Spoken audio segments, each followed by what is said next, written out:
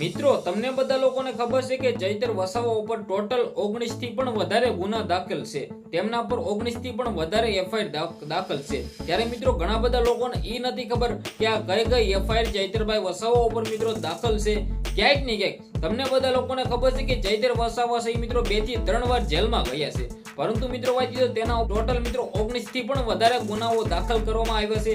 ક્યાંક ને ક્યાંક ચૈતરભાઈ વસાવા તમને લોકોને ખબર છે કે જેટલા વાયરલ રહેતા હોય છે એટલા જ મિત્રો ચર્ચામાં રહેતા હોય છે. ક્યાંક ને ક્યાંક ચૈતર વસાવા ઉપર ટોટલ ઘણા બધા ગુનાઓ દાખલ છે. હવે કયા કયા મિત્રો તેના પર ગુના દાખલ છે એ ટુ ઝેડ ગુનાઓ તમને બધા લોકોને હું ગણાવવા જઈ રહ્યો છું. ખાસ કરીને ભાઈઓ વિડીયો એન્ડ સુધી જોતા રહેજો. વિડીયો થોડો લાંબો થશે પરંતુ તમને બધા લોકોને બધી જાણકારી મળી જશે.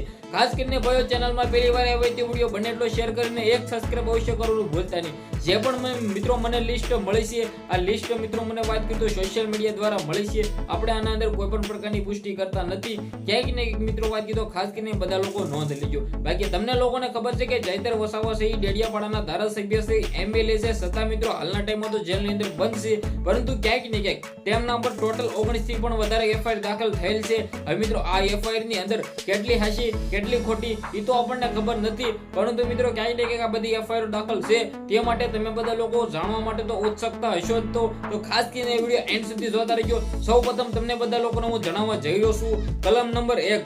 જે આ મિત્રો વાત કરીએ તો 2014 ની અંદર બોગસ પોતાના જ ગામમાં બહેન ગંગાબેન વસાવાની ચડતી કરતા બોલાચાલી થતા ગેરકાયદેસર મંડળી બનાવી બેનના દાદા મૂળજી દાજિયાભાઈ વસાવા અને ગંભીરભાઈ મૂળજીભાઈ વસાવાના હથિયારો વડે માથા ફોડી નાખેલ આ બનાવ ડેડિયાપાડા પોલીસ સ્ટેશનની અંદર સોપડે નોંધાયેલ છે. આ સૌ પ્રથમ ગુનો નંબર 1 છે ભાઈઓ. ત્યારબાદ આપણે બીજા ગુના ઉપર જઈએ તો ગુનો નંબર 2. 2017 માં ચૈતર વસાવા ટોળું લઈને ડેડિયાપાડાથી સેલંબા ગામ વેપારીઓને માર મારી દુકાન બંધ કરાવેલ શાકબાજ ફરિયાદ થયેલ છે.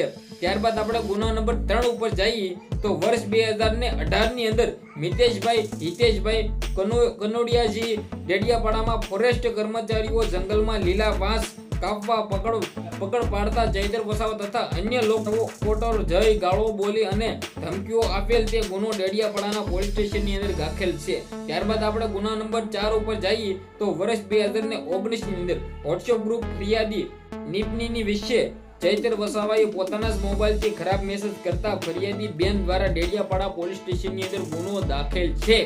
ત્યારબાદ ગુનો નંબર 5.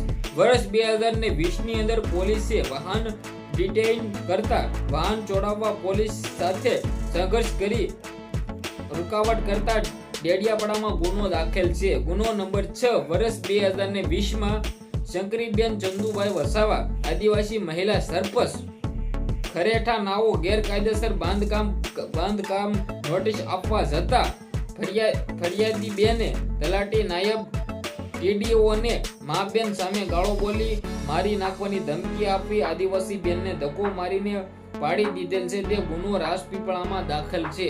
ગુનો નંબર 7. 2021 માં જાહેરનામા ભંગ ગુનો ડેડિયાપાડાની અંદર દાખલ છે. ગુનો નંબર 8. 2021 માં ડેડિયાપાડામાં દુકાનદારને ચૈતર વસાવાને ટોળકી લઈને માર મારેલ દુકાનને તોડફાડ કરેલ જે ગુનો ડેડિયાપાડામાં દાખલ છે. ગુનો નંબર 9. જે આ મિત્રો વાત તો 2021 માં સતીશ કુંવરજી વસાવા આદિવાસી ભાઈ રહે છે બોગસ પોતાના જ ઘરે તાપણું કરતા હતા દરમિયાન ચૈતર વસાવા તેમજ અન્ય માણસો સરપંચની ચૂંટણીઓ ઉમેરવાદો ફરિયાદ સતીશભાઈને સળગાવતા તાપણામાં નાખી દીધેલ ઉમેરવાદને લઈને ફરિયાદ સતીશભાઈને સળગતા તાપણામાં નાખતા સતીશભાઈને નાક ડાબા ખંભા તથા ચહેરાઓ ભાગમાં બળી ગયેલ છે. તે બાબતે ડેડિયાપાડાની અંદર ગુનો દાખલ છે. ગુનો નંબર 10. વર્ષ 2021 માં ગુંડેશ્વર ખાતે કોરોના મહામારી દરમિયાન પરવાનગી વગર મીટિંગનું આયોજન કરતા ગુનો દાખલ છે. ગુનો નંબર 11. વર્ષ 2022 માં શંકરજી સોહનજી વસાવા આદિવાસી યુવકને મારવાની ધમકી આપવા ઝેરી દવા પી જતા આદિવાસી યુવકનું અવસાન થયેલ છે. જે ગુનો ડેડિયાપાડાના અંદર દાખલ છે. 2023 માં ફોરેસ્ટના કર્મચારી શિવરાજજી રૂજી ચૌધરી તથા ફોરેસ્ટના અન્ય 4 કર્મચારીઓ તમામ આદિવાસી ભાઈઓ પોતાના જ ઘરે બોલાવીને લાઈન ઉભા રાખી માર મારેલ અને ડરાવવામાં તે ફાયરિંગ કરેલ તે માટે તેના ઉપર ગુનો દાખલ છે. ગુનો નંબર 14 વર્ષ 2024 જે આ મિત્રો વાત કીધો 2024 શાંતિલાલ ઢેબાભાઈ વસાવા આદિવાસી ભાઈ ગામ સામરપાડના હોવા છતાં ઘરે જઈને માર મારેલ જે ફરિયાદ ડેડિયાપાડામાં દાખલ છે.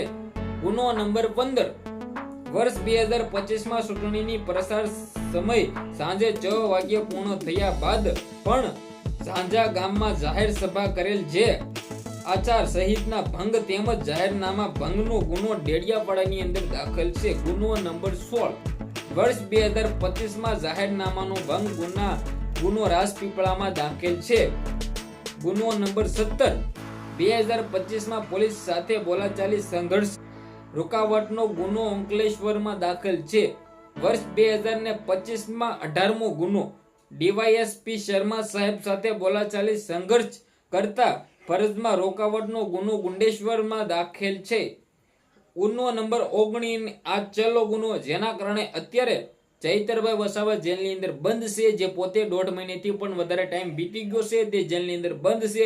ત્યાં ગુનો નંબર 19મો 2025 એટીવીની મીટિંગમાં મહિલા આદિવાસી પ્રમુખ ચંપાબેન વસાવા જે તેને ગાળો આપી ફરિયાદીને મારવા ડેડિયાપાડામાં ગુનો દાખલ છે, જે સંજય વસાવા ઉપર ગ્લાસ વડે ફેંકવામાં આવ્યો હતો ને જેના કારણે ચૈતરભાઈ વસાવાને જેલની અંદર બંધ રાખવામાં આવ્યા છે. આ છેલ્લો ગુનો, આ ટોટલ ગુનાઓ ચૈતર વસાવા ઉપર નાખવામાં આવ્યા છે. ત્યારબાદ હવે આદિવાસી સમાજના લોકો કહી રહ્યા છે કે આમની અંદર ચૈતરભાઈ વસાવા સહિત બધા લોકોથી મળીને ઘણા બધા ગુનાઓ છે, છતાં ચૈતરભાઈ વસાવા ઉપર આ ગુનો નાખવામાં આવ્યો છે. તો આવું કેમ?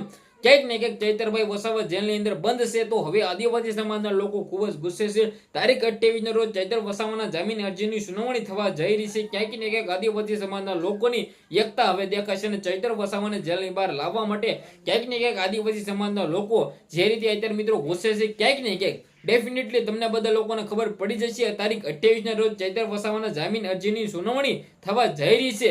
હવે તમે બધા લોકો ખાસ કરીને કમેન્ટની અંદર જણાવી દેજો કે શું આ વખતે ચૈતર વસાવાના જામીન અરજીની સુનાવણીની અંદર ચૈતર વસાવાના આ વખતે જામીન મળશે? ક્યાંક ને ક્યાંક આ વખતે મને લાગે છે કે જામીન મળી જશે. જો આ વખતે પણ ચૈતર વસાવાને જામીન નહીં મળે તો ક્યાંક ને ક્યાંક આદિવાસી સમાજના લોકો ગુસ્સે થવાના છે કે ભાઈ અમારા ચૈતરભાઈ વસાવાને શા માટે તમે બધા લોકો ન્યાય નથી આપતા, શા માટે તેને મિત્રો વાત કરી તો જેલની બહાર નથી કાઢતા, શા માટે તેને જામીન નથી આપતા.